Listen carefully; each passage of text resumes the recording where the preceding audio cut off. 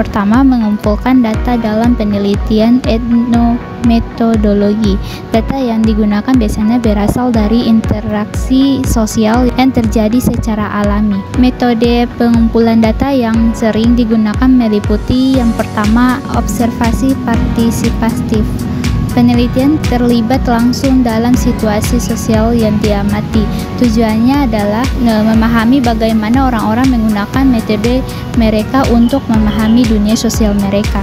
Contohnya, seorang penelitian yang bekerja sebagai kasir di supermarket untuk memahami interaksi antara pelanggan dan kasir. Yang kedua, wawancara mendalam. Bertujuan untuk memahami bagaimana seseorang menjelaskan tindakan dan keputusan mereka dalam kehidupan sehari-hari. Wawancara bersifat terbuka di mana partisipan diberikan kebebasan untuk menjelaskan pengalaman mereka. Contohnya, wawancara dengan pelanggan supermarket tentang bagaimana mereka memutuskan antrian mana yang akan mereka pilih. Yang ketiga, analisis dokumen dan media. Penelitian dapat menganalisis teks percakapan tertulis atau media komunikasi lainnya. Contohnya tentang bagaimana orang berkomunikasi melalui media sosial atau dalam diskusi online. Yang kedua, transkripsi dan dokumentasi data. Setelah data dikumpulkan, langkah selanjutnya adalah melakukan transkripsi dalam etnometodologi. Transkripsi harus sangat rinci dan mencakup jeda dalam percakapan, perubahan intonasi suara, tawa, batuk, atau ekspresi lain yang mungkin memiliki makna sosial. Contoh transkripsi percakapan.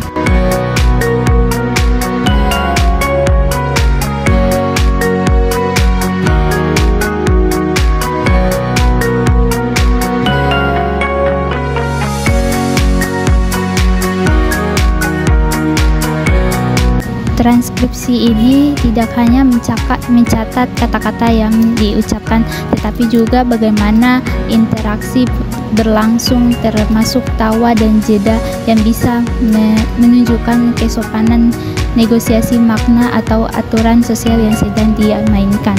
Yang ketiga, analisis interaksi sosial. Dalam tahap ini, penelitian mencoba memahami bagaimana aturan sosial diproduksi dan dipertahankan.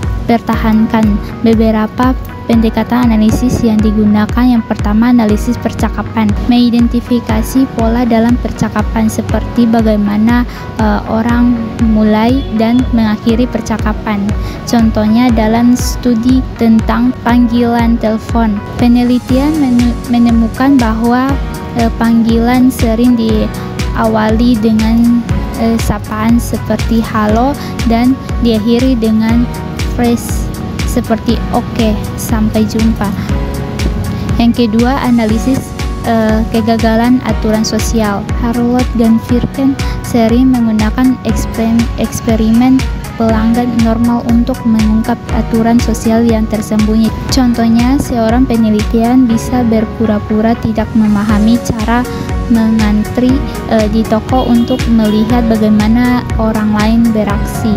Yang ketiga, identifikasi praktik sosial, bagaimana orang-orang secara kolektif membentuk makna dalam situasi sosial tertentu. Contohnya dalam studi tentang bagaimana orang membaca berita, ditemukan bahwa mereka sering berbagi artikel dengan teman yang memiliki pandangan politik serupa. Yang keempat, interpretasi makna dalam konteks sosial. Setelah analisis dilakukan, langkah selanjutnya adalah menghubungkan temuan dengan konteks sosial yang lebih luas. Bagaimana aturan sosial yang ditemukan dalam satu konteks dapat dibandingkan dengan konteks lain? Apakah ada pola umum yang muncul di berbagai situasi? Bagaimana individu menegosiasikan aturan sosial ketika terjadi perubahan dalam situasi sosial. Contohnya, dalam studi tentang antrian di supermarket ditemukan bahwa aturan antrian bisa berubah tergantung pada budaya di beberapa negara. Orang mungkin lebih fleksibel dalam mengatur antrian. Contoh penerapan dalam berbagai bidang. Yang pertama, dunia bisnis dan pelayanan publik. studi tentang interaksi antara pelanggan dan pegawai untuk meningkatkan pengalaman. Contohnya, analisis bagaimana pegawai restoran berbicara dengan pelanggan dapat membantu menciptakan standar layanan yang lebih baik.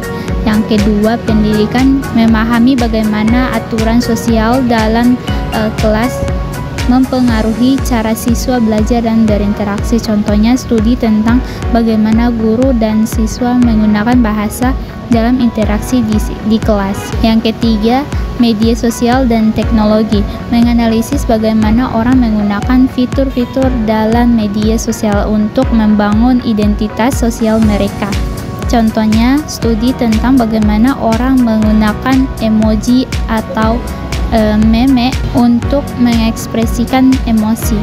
Apa yang membedakan metode etnometodologi dari metode kualitatif lainnya?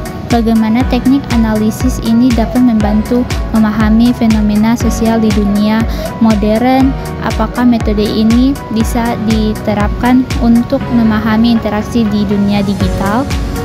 Etnometodologi memberikan perspektif yang unik dalam memahami bagaimana keteraturan sosial diciptakan oleh individu dalam kehidupan sehari-hari. Dengan menggunakan teknik analisis data yang mendalam, kita dapat mengungkap aturan-aturan sosial yang tersembunyi dan memahami bagaimana individu menegosiasikan makna dalam berbagai konteks sosial.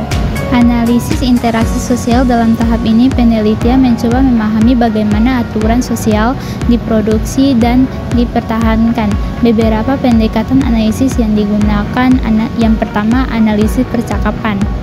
Mengidentifikasi pola dalam percakapan seperti bagaimana orang mulai dan mengakhiri percakapan. Contohnya, dalam studi tentang panggilan telepon, penelitian menemukan bahwa panggilan sering diawali dengan sapaan seperti halo dan akhiri dengan phrase seperti oke, sampai jumpa. Yang kedua, analisis kegagalan aturan sosial. Harold Garfinkel sering menggunakan eksperimen pelanggan normal untuk mengungkap aturan sosial yang tersembunyi. Contohnya seperti penelitian bisa berpura-pura tidak memahami cara mengantri di toko untuk melihat bagaimana orang lain beraksi. Yang ketiga, identifikasi praktik sosial, bagaimana orang-orang secara kolektif membentuk makna dalam situasi sosial tertentu. Contohnya dalam studi tentang bagaimana orang membaca berita, ditemukan bahwa mereka sering berbagi artikel dengan teman yang memiliki pandangan politik serupa. Dan selanjutnya, interpretasi makna dalam teks sosial. Setelah analisis dilakukan, langkah selanjutnya adalah menghubungkan temuan dengan konteks sosial yang lebih luas. Bagaimana aturan sosial yang ditemukan dalam satu konteks dapat dibandingkan dengan konteks lain. Apakah ada pola umum yang muncul di berbagai situasi? Bagaimana individu menegosiasikan aturan sosial ketika terjadi perubahan dalam situasi sosial? Contohnya dalam studi tentang antrian di supermarket, ditemukan bahwa aturan antrian bisa berubah tergantung pada budaya di beberapa negara yang sangat disiplin mengantri, sementara di negara lain orang mungkin lebih fleksibel dalam mengatur antrian. Contoh penerapan dalam berbagai bidang di dunia bisnis dan pelayanan publik. Studi tentang interaksi antara pelanggan dan pegawai untuk meningkatkan pengalaman pelanggan. Contohnya, analisis bagaimana pegawai restoran berbicara dengan pelanggan dapat membantu menciptakan standar layanan yang lebih baik. Dari kesimpulannya, etnometodologi memberikan perspektif unik yang dalam memahami bagaimana keteraturan sosial diciptakan oleh individu dalam kehidupan sehari-hari. Dengan menggunakan teknik analisis data yang mendalam, kita dapat mengungkap aturan-aturan sosial yang tersembunyi dan memahami bagaimana individu menegosiasikan makna dalam berbagai konteks sosial.